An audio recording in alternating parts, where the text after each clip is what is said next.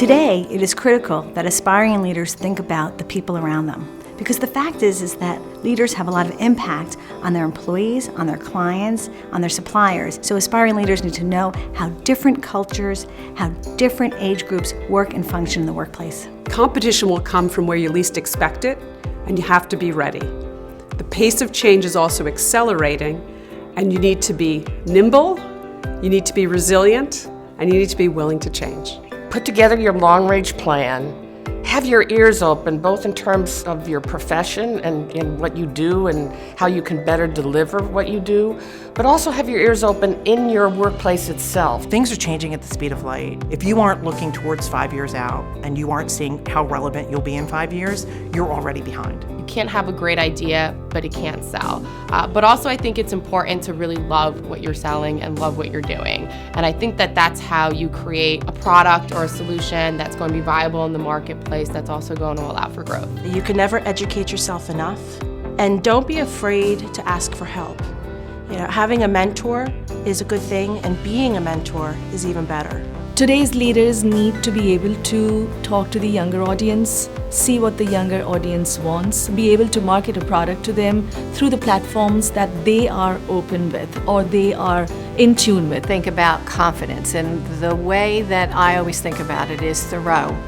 And I always think about his phrase, go confidently into the direction of your dream, live the life you've imagined. Keep in mind that if you can start looking at globally, it's so important because there's so many things that can impact on that one level of where you are. Have the skill set to achieve that dream.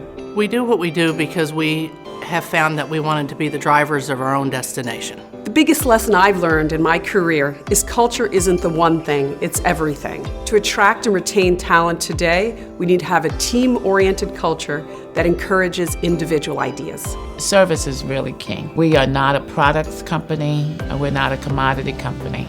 And so if we're not delivering excellent service every day, our customers won't stay with us. Always have a good sales force and a good client pipeline in place to be careful about picking the clients that you partner with and to be able to say no if it's not the right partnership. We need to hire faster, better.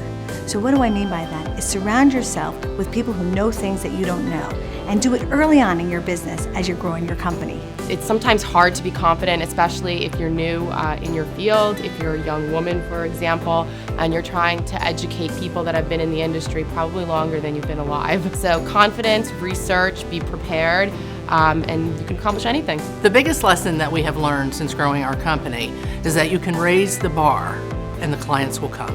If you do not make any mistakes, you're not going to know what's wrong or what's right. I don't want to be spoon-feeding anybody, but at the same time, I want to allow them to grow with the experience of what we are here to teach.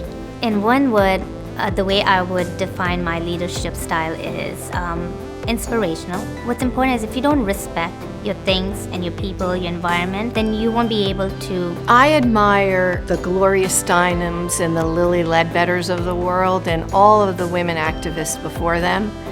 And the one thing that I want to tell millennials out there is that you're where you are because you are standing on the shoulders of those women. Set the standard and be the example for the change that you want. And then you won't be able to inspire them. I'd like to think that I'm a listener. I listen to what's going on in my profession, and I listen to what's going on in my workplace, and I would say listen. The routines and rituals that have helped me be an effective leader include learning how to take time for myself, taking care of my physical, spiritual, emotional self allows me to bring my whole self to my team. What keeps me up at night are the problems of my clients and finding creative solutions to solve them. Also, I have 3 sons, and their needs and the wants for their future, that's what drives me to go to work every day.